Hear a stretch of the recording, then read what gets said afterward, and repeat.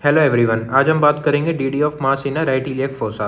इसको हम पहले क्लासिफिकेशन देखते हैं। तो पैराइटल स्वेलिंग हो सकती है या फिर कोई इंट्रा एब्डोमिनल स्वेलिंग हो सकती है। इंट्रा एब्डोमिनल स्वेलिंग हमने दो भाग में बांटी है, जैसे कि एबनॉर्मल स्ट्रक्चर, जैसे कि किडनी असेंड करनी थी वो असेंड नहीं कर पाई, डिसेंड करनी थी हमारी टेस्टिस तो वो डिसेंड नहीं कर पाई।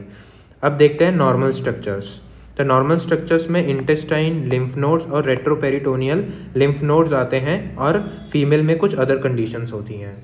यहाँ हमारा है राइट इलियक फोसा और हमें स्ट्रक्चर कौन से रिपोर्ट कर पा रहे हैं, वर्मीफॉर्म अपेंडिक्स, सीकम। अब हम देखते हैं पैराइटल स्वेलिंग के कारण क्या क्या हो सकता है। पैराइटल वॉल एब्सेस हो सकती है और डेस्मॉइड ट्यूमर हो सकता है। तो डीपी इज अ निमोनिक, वैसे भी याद कर सकते हैं कि पैराइटल है तो पैराइटल वॉल्स एब्सेस हो सकती है और डेस्मॉइड ट्यूमर हो सकता है। अब नॉर्मल स्ट्रक्चर से हमारा क्या क्या निकल सकता है। तो इंटेस्टाइन में हम देख पा रहे हैं कि अपेंडिक्स हमें दिखाई दे रही है। अब अपेंडिक्स में हमें मास हो सकता है या फिर अपेंडिक्स में कोई इन्फेक्शन हो गया हो तो कोई एब्सेस बन सकती है।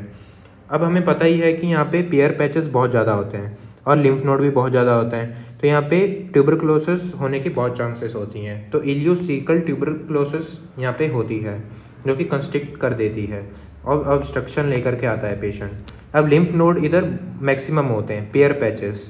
तो लिम्फ नोड में क्या क्या हो सकता है, लिम्फ एडिनाइटिस हो सकता है, यहाँ पे लिम्फोमा हो सकता है, या कोई सेकेंडरीज मेटास्टेसिस आकर के लिम्फ नोड इनलार्ज हो गए हैं। अब रेट्रोपेरिटोनियल स्ट्रक्चर में सार्कोमा हो सकता है और एनोरिज्म हो सकता है। हम देख पा रहे हैं कि एरोटा आ रही है और यहाँ पे बाइफरकेट कर रही है, तो यहाँ पे एनोरिज्म हमें रिपोर्ट हो सकती है। और यहाँ पे एक मसल आती है इलियोश्वास, तो इलियोश्वाल एब्सेस हो सकती है, इलियोश्वास एब्सेस हो सकती है। अब फीमेल में हम देख पाएंगे कि ओवेरियन सिस्ट हो सकती है, फाइब्रॉइड हो सकती है और ट्यूब्रो ओवेरियन मास हो सकता है यहाँ पे। अब फ्रॉम एबनॉर्मल स्ट्रक्चर हमने डिस्कस किया ही है कि टेस्टिस को डिसेंड करना था जो कि अनडिसेंड रह गई है, तो इधर हमें मास दिखाई देगा। और किडनी को असेंड करना था तो किडनी असेंड नहीं कर पाई है, तो अनअसेंड किडनी हो गई है। Thank you everyone.